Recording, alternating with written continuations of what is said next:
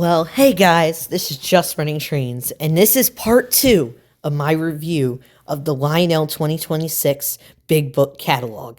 And in this part, we're going to be looking at the traditional size trains. So let's go. Starting with the Lion Sheep Plus 2.0 Lion Master Big Boy. This one has been one people are pretty excited for. I will admit the Lion Master line, I think, is some of the nicest semi-scale models out there. They're really good. Um, I mean, these aren't cheap by any degree. They're still $1,300. But you think about it, a scale big boy is like $2,800 at a Vision. So it's a pretty significant decrease over $1,000 if you think about it that way. It's got all the same features, really. It's just semi-scale. I mean, it doesn't have whistle steam. I wish it did, but still, I mean, there's really no Big Boy's just not an affordable engine. If you want one new, I mean, the Rail King ones are like $800. Big Boy's just not an affordable engine in really any form because it's so huge. But I mean, they're doing some cool ones. They're doing the Oil Tender 4014, 4008, the Greyhound, and then the 49er, which I am so excited to see what that looks like. The Challenger, when they did that, the Vision one, it looked so good. So excited for that one. All right, so next we got the Lion Sheep Plus 2.0 GP7s. I really like this Maryland and Pennsylvania one. These are $550, which is a little on the expensive side, but they're pretty cool engines, and but I really like that Maryland and Pennsylvania one. I think that's really cool. And then we got the tie ejectors. Very excited about the tie ejectors. I love they've been doing these motorized units with TMCC, and I love a tie ejector. And it's got the flat car too for $350, which is a little expensive, but it's really not that bad considering you get a car plus a TMCC motorized unit. It's really not that bad of a price. Plus, I mean, it's really cool. So those two are cool, but my favorite one is the AEC one because I have the AEC Burrow Crane set, some old set from the 2000s or something. That's a really cool set, glows in the dark. But this one is just like that, but it's a tie ejector, and they have even glow-in-the-dark atomic rods instead of wood, which I think is so cool. I actually might seriously think about this. If I get a tie ejector, this is the one I'm getting. It's one of my favorite things in the whole catalog. I love it. And then the hand car, which I think is really cool. And now we're to the Lion Sheep sets, which there's some changes here that I definitely want to address. I mean, the freight sets, they look just about the same, but really, the one thing they are missing is the remote. But before we get talking about that, let's go to the passenger set so we can really go to this. It's pretty obvious when you look at it, the passenger set is missing a car. I mean, yeah, it's two cars. I mean, it's recognizable. And I mean, there's different ideas to this. I mean, it's definitely a letdown, really, in some ways. Because, a two-car set just doesn't feel complete, at least to me. Like, I feel like 3 cars feels like a good start to your passenger set. Like, 2 coaches and a observation, or like a baggage observation. Coach and observation. And then, you can add on from there. But 2 cars just doesn't feel realistic. It feels too small. But then there's also upsides to this, because the set is only $400 now. Which, I mean, is a significant decrease. They were like $500 last catalog. And, I think the Lion Sheep prices, they were definitely starting to get out of hand. Like that, the crowd that you want to buy them, new members of the hobby, weren't able to afford them. And that just shouldn't happen. So, I do respect they noticed that. And even though they had to make cuts, at least it did make a decrease. At least it's not the same price with less. And there's one other change in these. There's no remotes. I checked in the inclusion thing, which, is something I definitely miss because, Lion Sheep remotes have been a part, of all my starter sets. I mean, the Lion Sheep remotes have been before Bluetooth existed. And, you might think in some ways, like, weren't they easier for kids to use? But then if you think about it, most 5-year-old kids and stuff know their way around a phone and a device. So it's like, to be honest, that might be more normal to them, So it's not really needed. Although I miss it, like from a nostalgic point of view, but it's not really needed practically. So if they need to take it out to put down the price a little bit, I respect that. I mean, I'm going to miss it, but I can understand where they're coming from. And then they got the Pensy Keystone, most of the same sets. And these 040s, which are cool. They're 260, which I think is teetering and definitely going more expensive. But trains just aren't cheap these days, even Lion Chief. I personally think this thing should only be $200 max as a Lion Chief, personal opinion. I mean, there is some cool schemes here. Southern and then that Pensy Power and Light. But things just are expensive these days.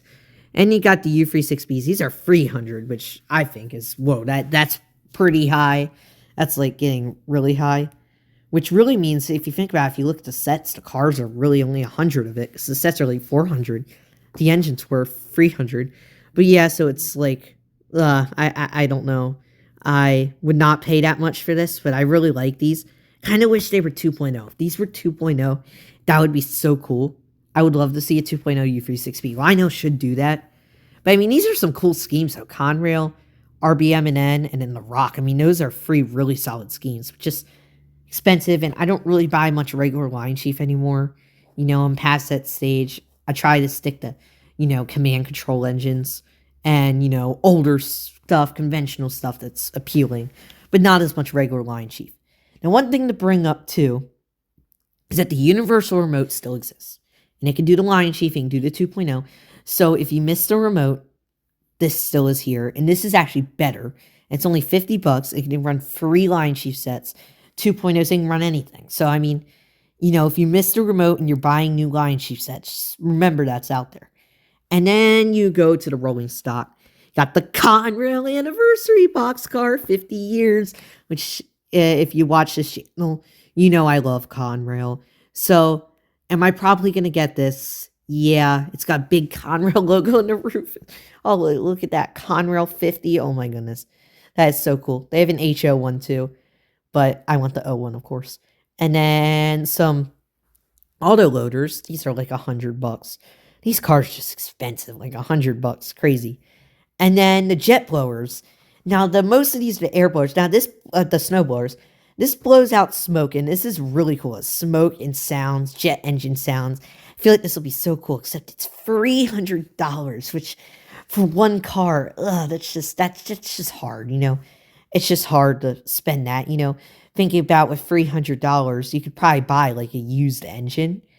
And so, it's just hard to spend that much on a car sometimes, But it's a really cool car, so it's really torn about it. And yes, Star Wars. I'm so happy Lionel's doing Star Wars stuff now. These catalogs, this has been like the best thing lately.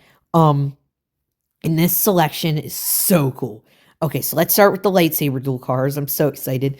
They got Yoda versus Dooku from Attack of the Clones, which is one of my favorite duels. Oh, it's so good. They're doing prequel duels this year, which is so great. So Star Wars prequels, my favorite.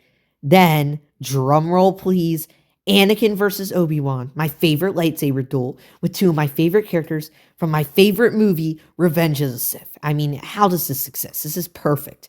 So, am I going to be buying this? Yes, yes, and more yes. I don't care what I have to do, how much money I have to save. I am going to be buying this boxcar, period. So the light up and hopefully the Dooku one if I have money. I would like to. But the light up lightsaber cars this year are amazing. Some of the best ones. And then the character cars, more of those, which I'm happy. You got Yoda, which I really like that one.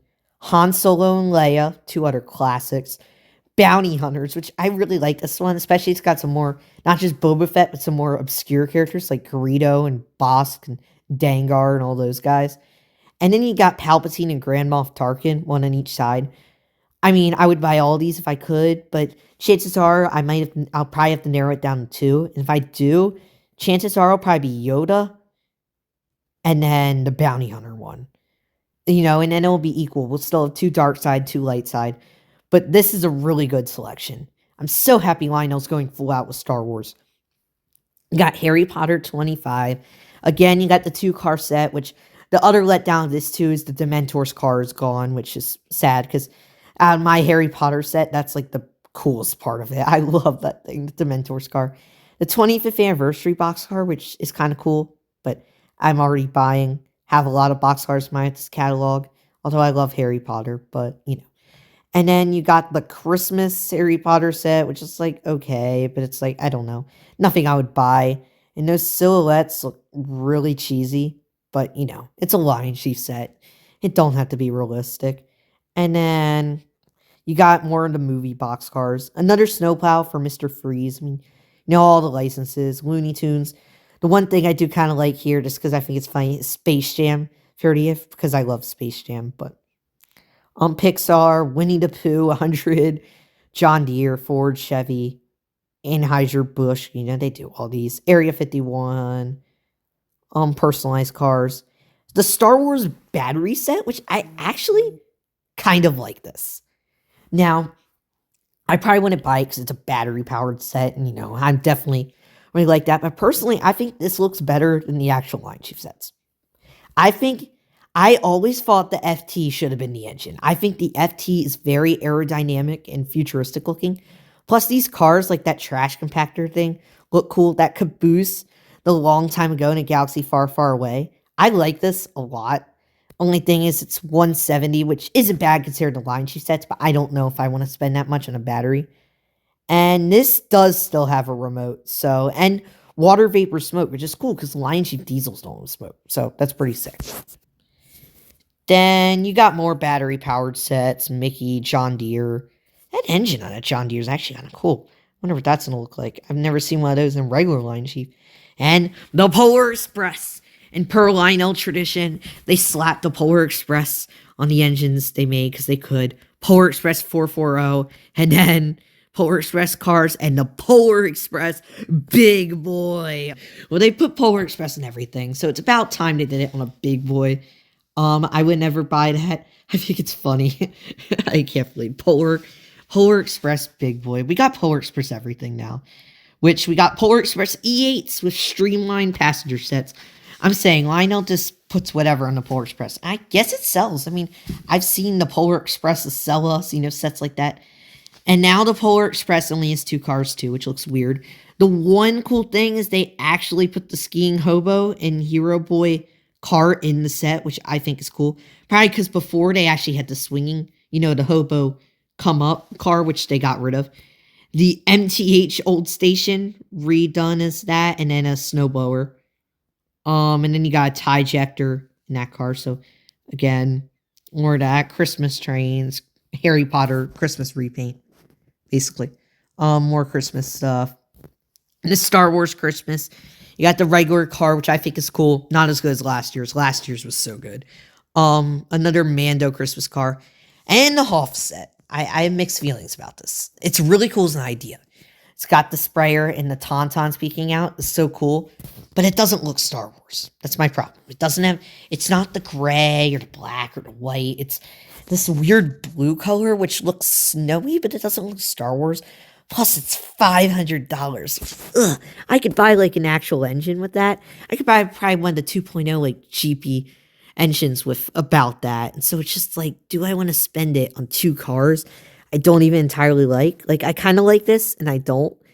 I mean, it's a cool idea. It doesn't look very Star Wars, but having the tauntaun speaking out is cool. And I just love the snowblower idea. So that's a weird one. I'm torn on that. Angela Trot Thomas, more of that stuff. These sets, they cut that one down to 2. The Christmas Express, the Christmas car.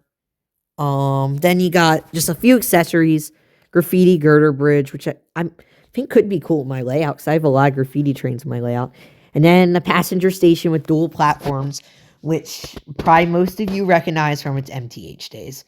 And track, base free, and yeah, that's really it.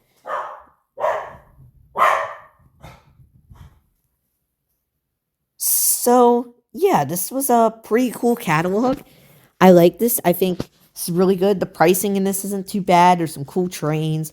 I mean, there's nothing that's like really crazy to me, but there's definitely stuff I like in here. So yeah, I'm really happy with it. Let me know down in the comments what you guys think, what you're interested in, what you guys think you might be ordering, just what you think of this. Well, have a great day, and remember to always just run trains. See you next time.